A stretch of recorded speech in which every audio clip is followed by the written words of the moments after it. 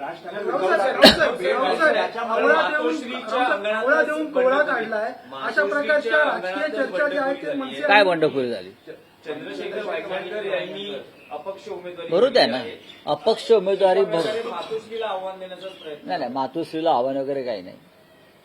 श्रीकांत सरनोळकर यांचे जावई हरीश शास्त्री यांना मेरिटवरती उमेदवारी दिली. उमेदवारी देणारे जे काही मंडळ होतं आमचं, त्या सगळ्यांनी एकमताने उमेदवारी दिलेली आहे त्यांना. वायंगणकर याआधी नगरसेवक होते ना, मग त्यांच्यावरती अन्याय झाला असं कसं काय म्हणणार तुम्ही? इतरांना पण संधी मिळू द्या आणि ती सुरुवात स्वतःपासून केली पाहिजे.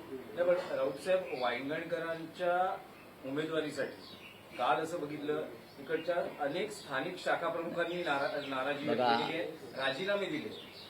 प्रत्येक मतदारसंघामध्ये एकापेक्षा जास्त इच्छुक असतात. एकापेक्षा जास्त, कुठे 10, कुठे 15, कुठे 16.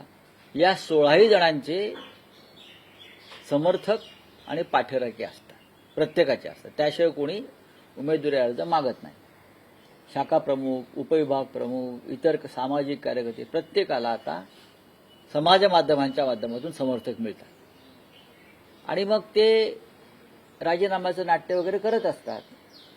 पाहू ना, हे काय अशा प्रकारे पहिलंच घडत नाही ना. यापूर्वी आम्ही गेल्या 60 वर्षापासून निवडणुका लढवतोय आणि तेव्हापासून हे चित्र सर्वत्र पाहायला मिळतं. अपक्ष मागे घेतील अर्ज 9 ठिकाणी 9-10 ठिकाणी. हो, मग आता ती राज ठाकरे उद्धव ठाकरेंची भेट झाली. आम्ही होतो त्याच्यामध्ये. अर्ज अनेक जण मागे घेतील. जे इतर पक्षात जाऊन ज्याने उमेदवाऱ्या घेतल्या आणि ते त्याला बंडाची उपमा देत असतील त्यांच्याकडनं अपेक्षा नाहीये. ते 5-10 कोटीसाठी गेलेले आहेत. प्रश्न इतकाच आहे की मुंबईमध्ये शिवसेना आणि मनसे यांची युती, यांची आघाडी ही भक्कम आहे.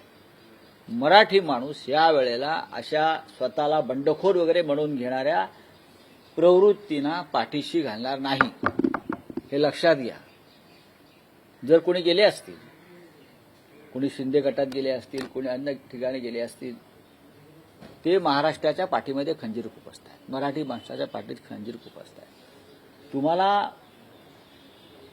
दीर्घकाळ ही पदं दिलेली आहेत नगरसेवक पदाची.